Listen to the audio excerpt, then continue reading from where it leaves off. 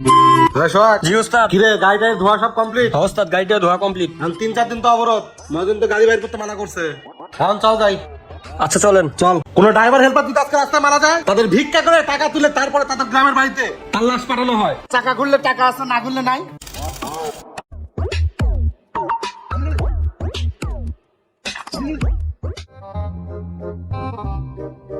এ জসেম, জি বস। গাড়ির seat meet যেখানে যে কাজ আছে তাড়াতাড়ি রেডি করো, আর ইঞ্জিন একটু চেক করো, সমস্যা থাকলে এটাও করাই নিও। আচ্ছা ঠিক আছে। আর কি কাজ করো, এত দেরি হয় কেন? কাজ তো করতেছি বস। তাড়াতাড়ি শেষ করো। আচ্ছা বস।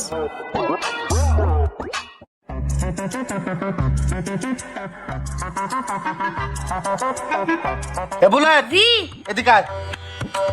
জি বস। একটা চা একটা পান নিয়ে আসবি। আর ড্রাইভার শামীমের গাড়ি এখনো ঢোকে নাই? না বস, ঢোকে নাই। ও আচ্ছা ঠিক আছে, তুমি যাও, আমি দেখতেছি।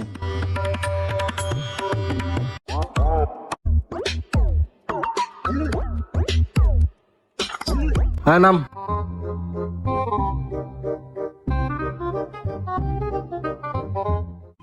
গাড়িটা সুন্দর করে ধুয়ে টুয়ে গেটটা লক করে গেলে যায়, ঠিক আছে? আচ্ছা ওস্তাদ।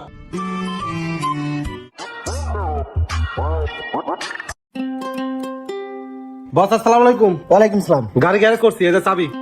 শোনো, 3-4 দিন তো অবরোধ আছে, গাড়ি রাস্তায় বের করা যাবে না। এই 3-4 দিন তুমি রেস্টে থাকো, আর আমি গাড়ির যে টুকিটাকি কাজগুলো আছে ওগুলো সারিয়ে ফেলি। আচ্ছা। আচ্ছা যাও। আসসালামু আলাইকুম বস। ওয়ালাইকুম আসসালাম।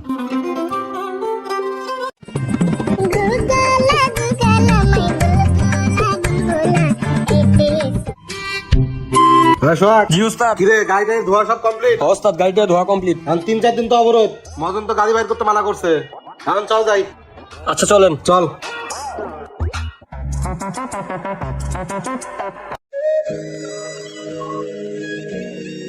কি রে ওস্তাদ, কই বিটু? ওস্তাদ।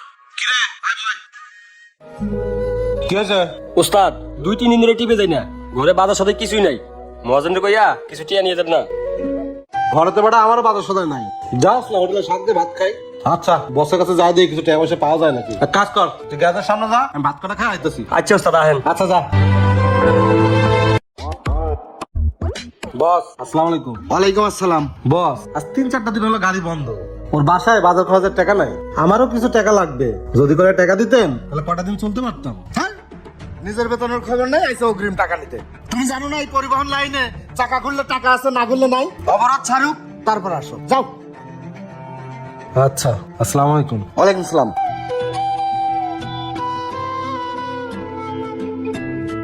আমি জানতাম এই ম্যানেজার মানুষ বেশি সুবিধার না, ও জীবনেও টাকা দিব না, বুঝছস? চল।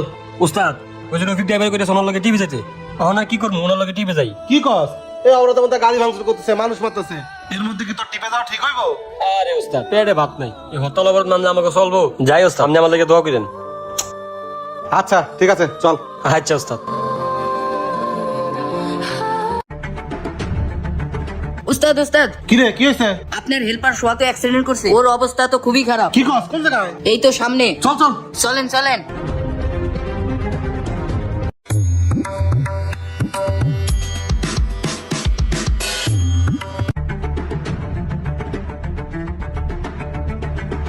বস আসসালামু আলাইকুম। ওয়ালাইকুম সালাম। বস একটা তো দুর্ঘটনা ঘটছে। কি হয়েছে? আমাকে যে হেল্পার সোহাগ ছিল না, হ্যাঁ। ও তো সড়ক দুর্ঘটনায় মারা গেছে। কি বলো? আমার গাড়ি আজকে 3 দিন ধরে বন্ধ, মারা গেল কেমনে? বস আমাকে গাড়ি 3 দিন অবরোধে বন্ধ ছিল দেখা রফিক ড্রাইভারের সাথে ও টিপে গেছিল।